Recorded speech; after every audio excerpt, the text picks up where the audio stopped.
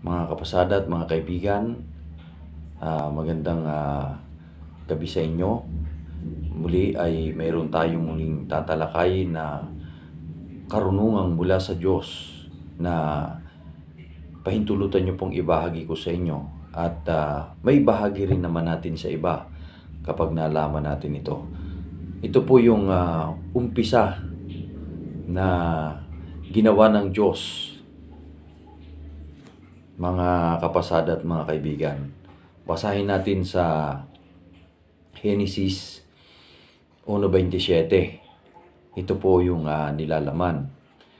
Nilalang nga ng Diyos ang tao ayon sa kanyang larawan. Nilalang sila na lalaki at babae. So yun ang nilalaman, mga kapasada. Ano ba ang larawan ng Diyos? Siya ay Diyos